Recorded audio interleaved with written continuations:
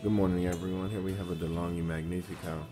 This unit it was working all right, but not to the best of its ability. So we performed a tune-up by replacing the brew group, changing some gaskets, and then we descaled the machine. And now she's working like a charm. So let's run a shot.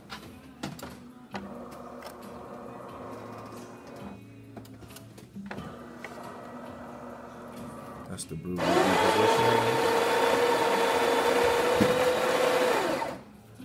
Grinding the coffee.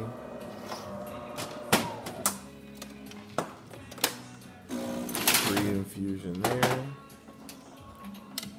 And there we have it. Really strong strain, good crema, nice color. And the machine is back to being quiet again.